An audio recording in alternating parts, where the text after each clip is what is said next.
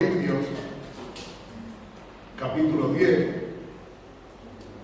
para que podamos entender un poquito el plan y el propósito de la prédica que quiero traer. Versículo 1 de Corintios, capítulo 10, versículo 12.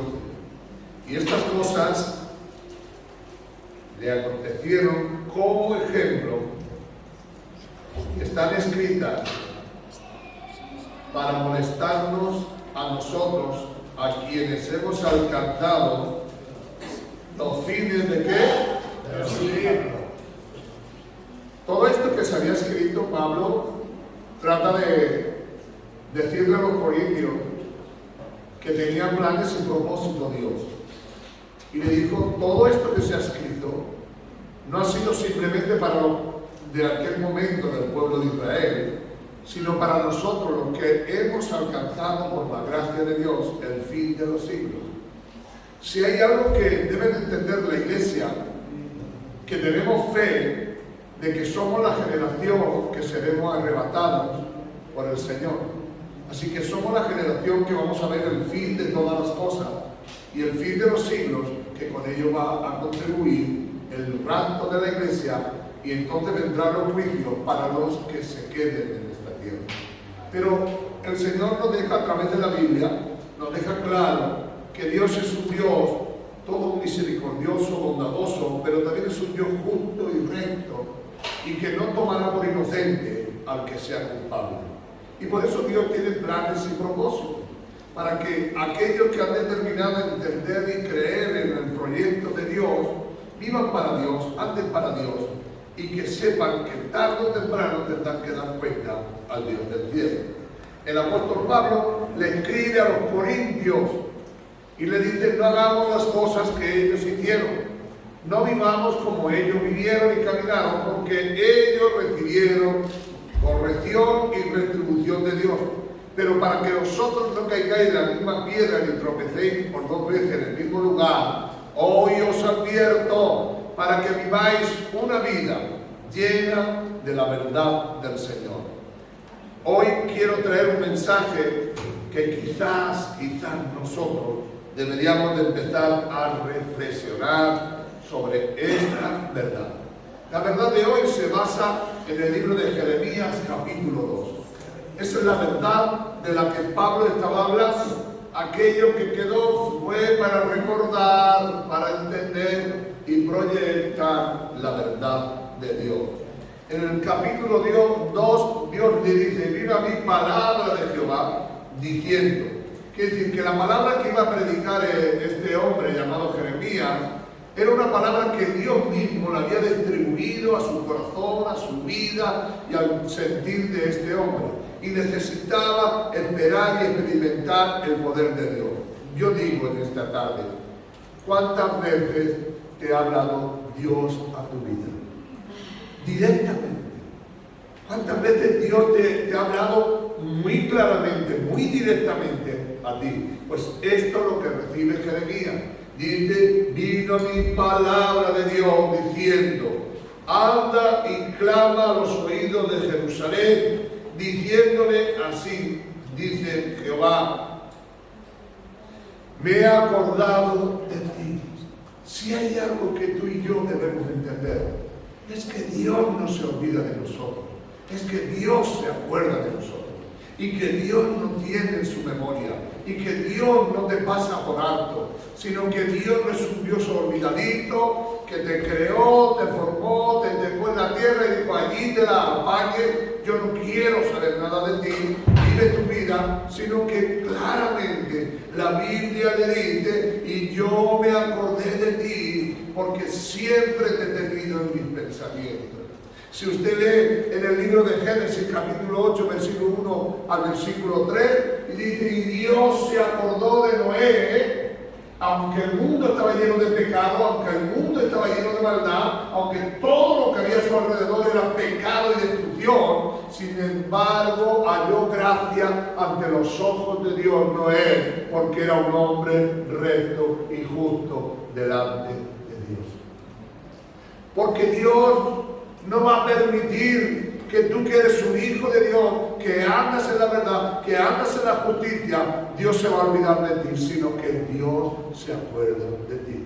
Y si yo en esta tarde te hiciera esta pregunta que voy a hacer, ¿cuántas veces Dios se ha acordado de ti? Te ha dado de su amor, de su paz, de su paciencia, te ha perdonado una y otra vez y te ha dado una oportunidad y otra oportunidad. Hoy el Señor le dice, yo me he acordado de ti.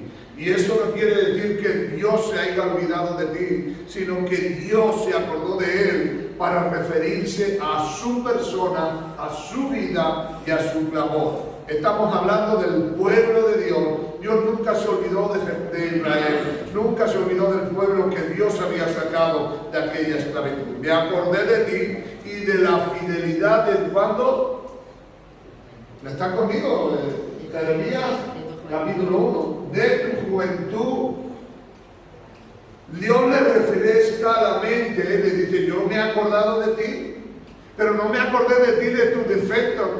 No me acordé de ti por lo malo que era, por lo rebelde, por lo incrédulo, sino que me acordé de ti, de tu fidelidad, de tu juventud. ¿Por qué Dios se acuerda de nuestra juventud?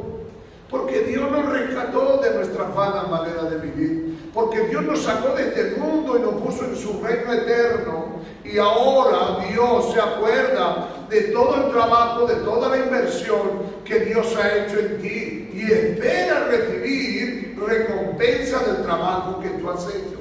Pero aquí le recuerda al pueblo de Israel, me acuerdo de tu fidelidad. De tu fidelidad. Pero el problema que encontramos aquí es que Dios siempre que le habla al pueblo de Israel en lo bueno, era el pasado y no el presente. No me entendieron. Amén. Me acuerdo de ti cuando tú eras joven, pasado, de tu fidelidad y del amor de tu desposorio. Me acuerdo de tu fidelidad cuando tú eras joven y cuando te divorciaste de Satanás para emprender el matrimonio de Cristo.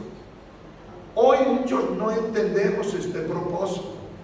Nosotros no tenemos lugar ni parte con Satanás porque estamos divorciados. Tenemos carta de divorcio, lo hemos divorciado, no tenemos parte, no tenemos lugar con Satanás. Sin embargo, Dios nos recuerda de nuestra fidelidad y del amor. Dios dice en el libro de Apocalipsis, porque tengo algo en contra de ti, digan conmigo, que has dejado, digan, repítalo conmigo, que has dejado tu primer amor. Allí también el Señor le reprocha, como le reprocha al pueblo de Israel, y le dice de tu fidelidad y de tu desposorio y de tu amor. El Señor nos recuerda en esta tarde que el amor de Dios, que tú tenías. Oh, hermano, mire, si hay algo más tremendo de esto, es cuando una persona se enamora y no le importa nada ni nadie. El demonio parece ser que lo tiene enganchado, porque no le importa a nadie, le da igual, hasta pierde todo él. Hay algo que yo quiero recordarle. Cuando usted se enamoró de Dios, ya el demonio no tenía lugar ni parte de usted. Ahora su vida era para él. Lo primero era levantarte por la mañana para orar. Lo segundo era orar. Lo tercero era orar. Lo tercero y lo cuarto es orar. Quiere decir que estaba siempre en comunión con él. Quizás no tenía grandes oraciones, pero le decías, te amo, te quiero, aquí estoy, Señor. Oh, no, aquí yo no voy a tocar esto, que esto es pecado. Oh, no, yo no me voy a manchar con esto porque esto no es de Dios. Lo primero era Dios. Lo primero era Dios. Y si alguien pone el primero con Dios, Dios es más formal que tú y que yo para ponerte a ti también en primer lugar. Digan aleluya. Digan gloria a Dios. Me acuerdo de tu fidelidad y del amor de tu desposorio. Cuando andabas, ¿dónde? En pos de mí. En pos de mí. Andabas en pos de Cristo. Hoy más que nunca necesitamos andar delante de Cristo, no delante de Cristo. Y algunos somos tan formales que vamos 14 kilómetros más antes de Dios. Pero Dios nos tiene que enseñar una y otra vez que tenemos que ir en pos de Cristo, detrás de Cristo, siguiendo las pisadas de Cristo, andando como Cristo anduvo, viviendo como Cristo vivió. Y aquí le enseña y le dice, me acuerdo de tu desposorio, del amor, pero también me acuerdo que antes tú ibas en pos de mí, siempre ibas detrás de mí, eras mi sombra, siempre donde yo me movía, tú te movías, donde tú andabas, yo caminaba. ¿Sabes por qué le dice que ibas en pos de mí? Se lo dice cuando en Éxodo, el pueblo de Israel paraba la nube, toda la congregación no se movía hasta que de nuevo arrancaba la nube. ¿Sí? ¿Sí está conmigo ahora? Por eso él dice, me acuerdo de ti, que tú antes siempre ibas en pos de mí. Dios puso una nube y la nube se paraba sobre el pueblo de Israel, y el pueblo de Israel hasta que no veía la nube caminando, caminaba. Porque no creáis que 2.800.000 personas se podían mover con un servido, o se podían mover con un ¡vámonos! Eran 2.800.000 personas, ovejas, cabras, y niños y niñas, mujeres, de todo. Así que había una nube que era la que marcaba, allí donde se paraba la nube, ahí se quedaba. Y entonces cuando la nube se levantaba del campamento, todo el mundo sabía que tenía que empezar a andar. Y cuando todo el campamento había cogido las cosas, había guardado, andaba en pos de Dios. Y Dios le llevaba a otro lugar, donde fluiría leche y miel. El desierto no era lo que Dios había prometido. Lo que Dios le había prometido a Abraham en el capítulo 12 del libro de Génesis era la tierra de Canaán, la cual dice Dios que fluiría leche y miel. Hay algo que tú y yo no debemos de entender. Esto no es todo. Nuestra ciudadanía no está en esta tierra. Nuestra ciudadanía está en el tercer cielo, donde está el Dios de gloria. Así que Dios le reclama y le dice, yo me acuerdo de ti, y digan conmigo, siempre habla en pasado. Siempre habla en pasado. Vuelvo a repetirlo, siempre habla en pasado. Siempre habla en pasado.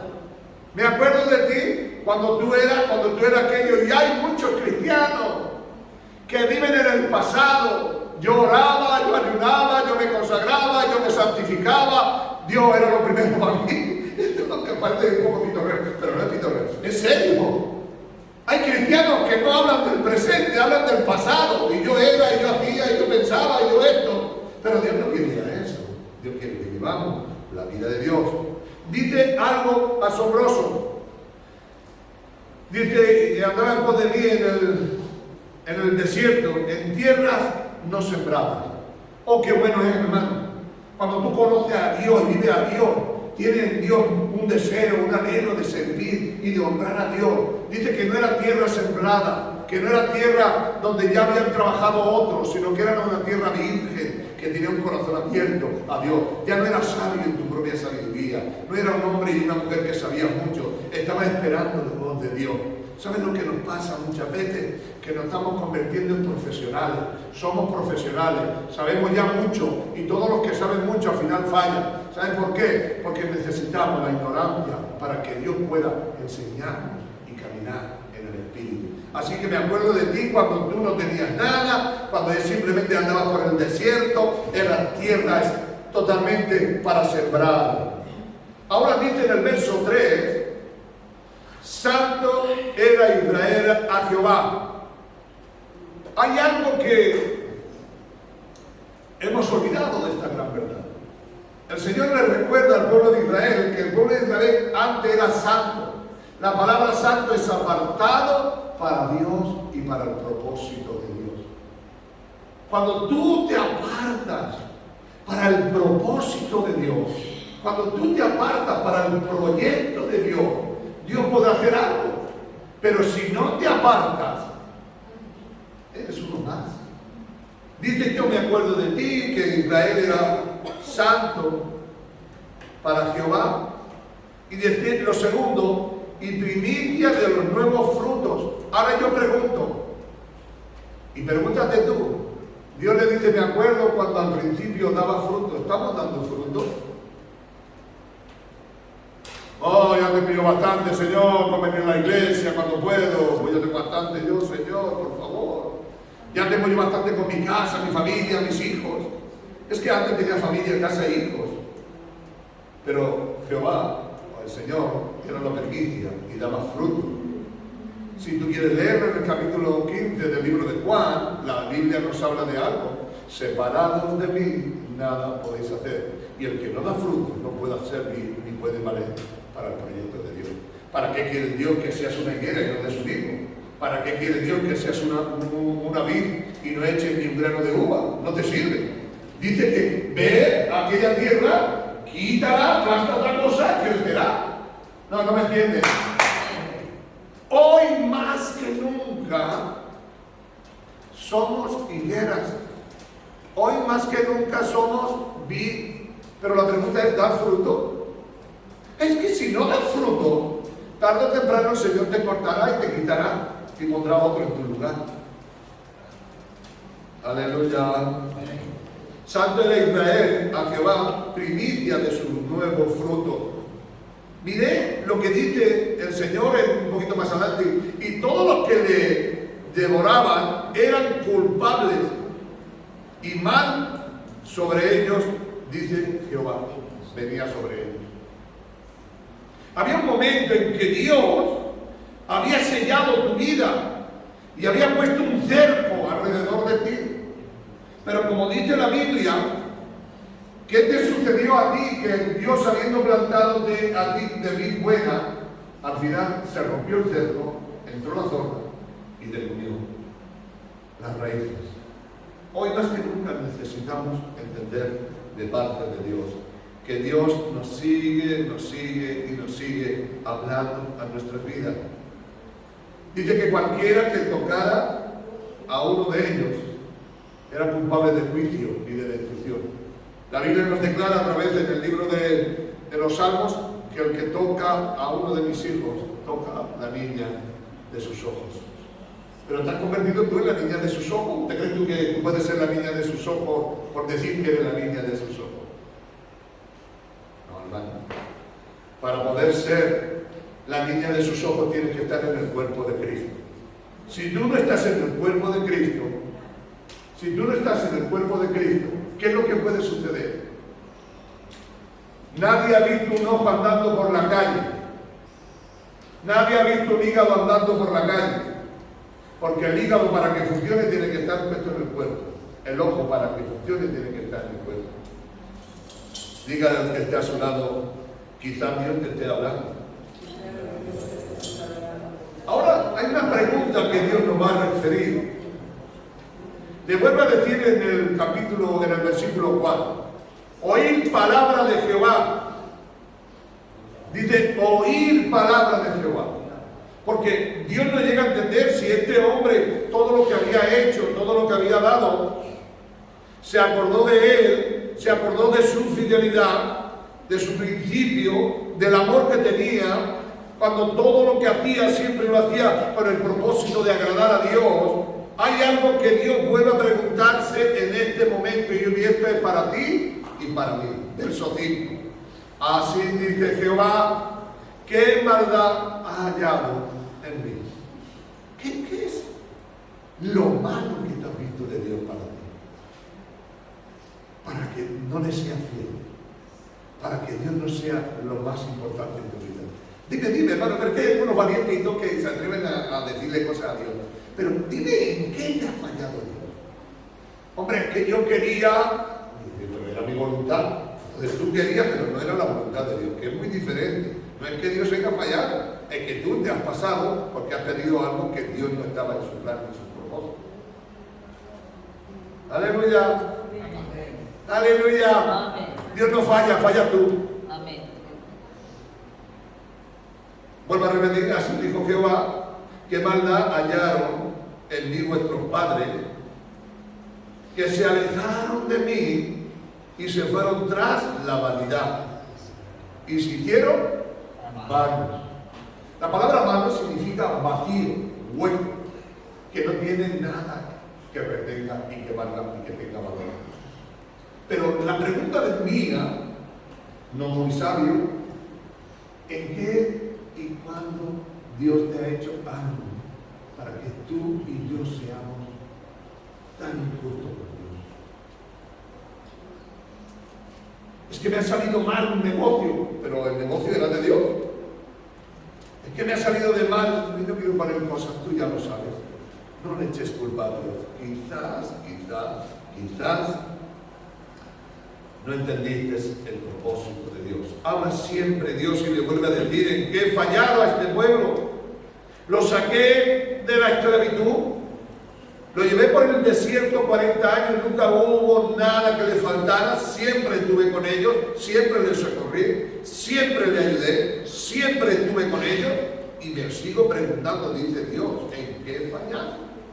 ¿Qué mal he hecho para que esta gente me pague de esta manera? Y esto quiero que, hermano, que reflexione en tu vida y en mi vida. Mira lo que Dios vuelve a decir en el versículo 11.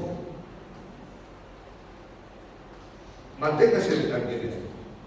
Dice Dios y hace una pregunta. ¿Acaso alguna nación ha cambiado sus dioses? Aunque ellos no son dioses. Sin embargo, mi pueblo ha trucado, que significa trucaje, ha cambiado mi gloria. ¿Por qué le ha cambiado mi gloria? Por lo que no vale. Por los sentimientos, por las emociones, por el orgullo, por la soberbia, por la vanagloria. Ha cambiado mi gloria por lo que no vale. Yo pregunto a gente, y mucha gente, hablo con la gente, no puedo ir a la iglesia porque yo tengo un trabajo, tengo un proyecto, tengo esto. Y yo pienso que todo el mundo tiene que trabajar, ¿sabes por qué? Porque la Biblia dice que el que no trabaje, que no coma. Y que se salva más ante un inconverso que uno que no trabaje en la casa. Pero vamos a lo que vamos, no tengo ganas de meterme en ese libro. ¿Has visto alguno que cambie su religión? Hermanos, por ella matan, por ella destruyen, por ella dan su vida. No cambian sus dioses. Mire la Semana Santa, hermano, se hace famosísima, grandísima. Mire usted en el mundo musulmán, cuando es el Rakatán ese, el Ramadán ese, todo lo que se liga. Y como eso, 50.000 y 40.000, nadie cambia su Dios. Y nosotros por un pimiento lo cambiamos. Cuidado, cualquier cosa, cuidado. Dios pregunta. Y tú pregúntate también. Ahora vuelvo a decir otra vez en el 12. Espantaos cielos sobre esto y horrorizaros desolados en gran manera, diciendo, dijo Jehová, porque dos males ha hecho mi pueblo. Me ha dejado a mí fuente de agua viva y han cavado para sí cisternas rotas que no retienen agua. Dos males. Me han dejado a mí, que soy la fuente de agua viva. Dice en el libro de Juan, el que de mí beba nunca más tendrá sed, le dijo a la mujer samaritana en el capítulo 4. Si bebieras agua del que yo te daré, nunca más tendrás sed. Aleluya. Amén. El que bebe agua de mí será que saltará como un río de agua viva, le dijo a Marta y a María. El que beba de mi agua saltará para la vida eterna. Ahora aquí dice, dos males ha hecho mi pueblo. Me ha dejado a mí, que yo soy la fuente de agua viva, yo soy el que sacia, yo soy el que restaura, yo soy el que tiene cuidado de vosotros, me han dejado a mí. Y ahora se han puesto a trabajar. Escúcheme, hermano, para Dios no movieron un dedo y ahora se ponen a trabajar. Y van a los hechiceros, los brujos, a los divinos, van a las quinielas, van a la lotería, van a esto, porque quieren ser ricos y todas esas cosas. Que no sé lo que significa eso, pero que quieren tener más. Y sin darse cuenta, son cisternas rotas que no retienen el agua. El gozo, la paz y la felicidad que el mundo da es instantánea. Imagínate que tú te vas a Manchester, allá a Inglaterra, a ver un partido entre el Madrid y el Manchester. Te gastas un montón de pasta en el avión, en esto y en lo otro y en lo otro. Y qué alegría y qué gozo. Y gana tu equipo. Vienen bufando. Pero se te puede ir la felicidad, se te puede ir muy pronto. ¿Sabes por qué? Porque puedes perder tu equipo y la felicidad dura un gol y después te meten 2 al otro. Así es la felicidad del mundo. El mundo parece que da algo, pero al final no da nada. Parece que te va a restaurar tu vida, pero al final no va a restaurar nada. Por eso yo lo arreglo. Si no atacas en medio, no arreglas nada. Escúchame, si Dios no lo hace y Dios no hace nada que esté en desorden. Que algunos se confunden. No, esto es lo mejor de Dios. ¿Qué es de Dios? Si Dios no está en el desorden, si Dios no está en eso, ¿para qué quieres calentarte la cabeza? Está acabando cisternas nuevas, pero déjame decirte que no retienen el agua. Ahora quiero ir al versículo 14 porque no quiero profundizar mucho en este asunto, porque estoy llegando al final del tema. ¿Es Israel siervo? ¿Es esclavo? ¿Por qué ha venido a ser presa? Esto es así de sencillo. ¿Cómo puede ser que de nuevo te hayas enganchado en las cosas que dejaste hace muchos años? Mire, una de las cosas tremendas es que cuando uno sale de aquí y tú sales, lo primero es que se engancha en el tabaco, en la bebida, se enganchan. Vuelven a caer en las cosas que habían dejado, que le habían costado un montón de trabajo, pero vuelven a caer otra vez en ello. ¿Sí están conmigo? Dice que siendo libre, porque si el Hijo de Dios os libertara, seréis verdaderamente libres. Vuelven a caer otra vez para ser esclavos. Dice, pues no, hoy soy libre. No te había libertado Jesús. No te había dado libertad Dios de todas las cadenas de este mundo. ¿Cómo que has venido a ser presa? ¿Cómo que has venido a caer otra vez en el mismo sitio? Dice capítulo 3 del libro de Gálatas, Gálatas insensatos, ¿quién os fascinó para no obedecer a la verdad? Vosotros, que ante vuestros ojos fue Cristo presentado como crucificado y resucitado, volvéis de nuevo a los viejos rudimientos, a las cosas que antes habíais tenido y habíais dejado. Ahora dice en el verso 17, ya estamos terminando esto. Le dice Dios, ¿no te acarreó esto el haber dejado a Jehová tu Dios? Cuando yo te conducía en el camino, ¿no te ha sucedido todo esto y no te has dado cuenta por haber dejado a Dios? Y a Dios no era lo primero para ti, y a Dios no era lo más importante para ti. ¿No te ha pasado todos estos problemas que has tenido? Todas estas dificultades que lleva tu vida. ¿No ha sido a causa de que has dejado a tu Dios? Que no vives conforme al proyecto de Dios. Ahora pues, ¿qué tienes tú en el camino de Egipto para que bebas agua del Nilo? ¿Y qué tienes tú en el camino de Asiria para que bebas agua en el Éufrates? Dice, ¿qué tienes tú en Egipto? Cuando Egipto está representando es el mundo en el que vivimos. ¿Qué tienes tú en el mundo para tener que ir a beber agua allí? ¿Y qué tienes tú en el mundo espiritual para tener que seguir al mundo allí en Éufrates? Allí donde estaban los faraones, allí donde estaban los ricos. ¿Qué tienes que ver tú con esto? Para que tengas que ir a beber agua, no te digo la fuente de agua de vida. ¿Por qué has querido volver ahí? Tu maldad te castigará y tu rebeldía te condenará. Sabe pues y ve cuán malo y amargo es haber dejado tú a Jehová tu Dios. Pero ¿cuál era la causa? Que es donde quiero concluir. ¿Cuál es la causa? ¿Cuál es la causa por lo que vienen todos estos desvanes y todas estas cosas que sucedió al pueblo de Israel? Porque te falta mi temor, dice Jehová, el Señor de los ejércitos. El temor de Dios es el freno para no pecar. ¿Qué significa la palabra temor? Podemos decir en 40, pero ¿qué significa la palabra temor? Cuando la palabra temor es consciente de que Dios te está viendo en todo momento. Cuando tú pierdes eso y ya crees que Dios no te ve y que Dios no está viendo de todo lo que tienes, ¿te vienen todos estos problemas? ¿Por qué tienes que ir tú al mundo? ¿Por qué tienes que ir a beber agua del Nilo o de Éufrates? Pero que después el Señor te sigue diciendo, todo esto te ha venido porque has perdido mi temor. ya no tienes temor de mí, quiere decir, ya no eres consciente de que yo te estoy viendo en todo momento.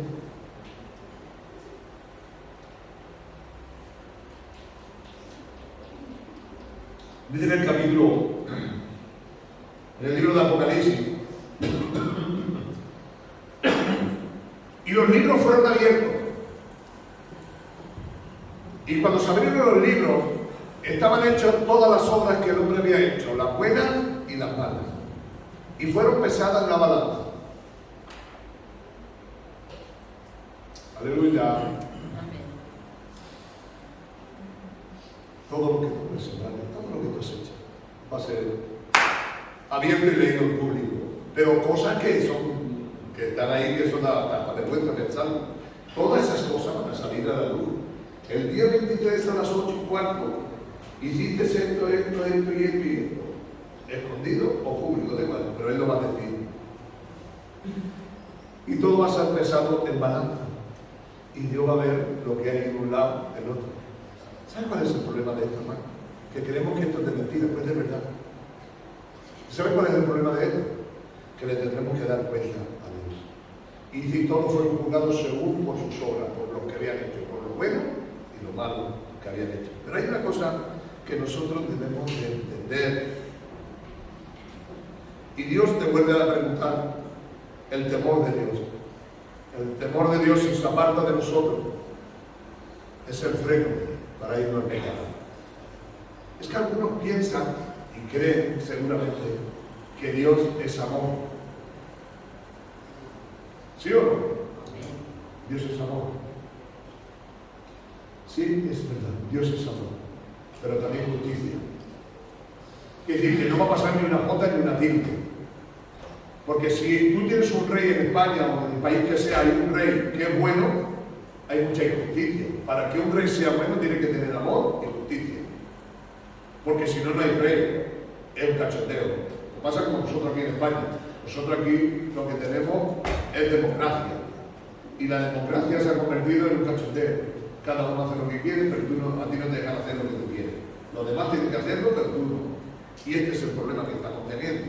Así que cuando tú pierdes el temor a Dios, se te ha acabado. Si tú no eres consciente que esto es pecado y esto no es pecado, no puedes seguir. Termino solamente con el verso 21. Es la pregunta que se hace y la conclusión del capítulo 2. Hay más. La conclusión que yo he sacado al final es esta. Te planté de mí escogida, simiente verdadera, toda ella. ¿Cómo pues me has muerto, simiente de mí extraña? Cuando Dios hizo la obra, la hizo entera, no entera. Dice que moriste y resucitaste una nueva criatura. Esta nueva criatura fue entera por completo. Mira cómo es, que te hizo igual a Jesucristo. ¿Cómo puede ser que ahora seas extraño? ¿Cómo puede ser? ¿Sabes lo que significaba extraña? Uva que no dabas, que era agria y que no servía ni pan ni nada, no servía. Hoy Dios nos recuerda a nosotros. Si Dios nos plantó de simiente buena y verdadera, pues ¿qué es lo que ha pasado en nosotros si no damos el fruto que Dios quiere? Hoy es una palabra para reflexionar. No pensemos, escúcheme hermano, no pensemos que por nuestras obras, ya que dice en Pedro capítulo 2, que nadie será salvo por las obras, sino a través de Jesucristo. Así que el escritor le escribe en el versículo 22, aunque te laves con jabón o con lejía, siempre permanecerá el pecado tuyo delante mía. Solamente hay una cosa que lo puede limpiar y es la sangre de Jesucristo. Amén. Y fuera de Jesucristo no hay nada que pueda limpiar nuestros pecados. Nuestros pecados son limpiados a través de la sangre de Jesucristo. el discurso de hoy o la palabra de hoy le puse como título una cosa muy sencilla. ¿Estamos pagando bien por mal? ¿O seremos agradecidos? Padre, en el nombre de Jesús, tu palabra que es viva y eficaz y más cortante que cualquier espada, que en esta tarde cada uno de los que estemos aquí seamos conscientes que solo tu sangre nos limpia de todo pecado. Señor, yo sé que tú te acuerdas de nosotros y sé que te acuerdas, pero ojalá, Señor, te acuerdes para decirnos, porque recuerdo lo que haces, porque vives todavía y caminas todavía en el poder del Espíritu Santo. Porque no hay mayor gozo sino el estar y saber que aunque sea en el tiempo en que sea la primera vigilia, sea la tercera o sea la cuarta, estemos esperando a nuestro Cristo. Gracias en el nombre de Jesús.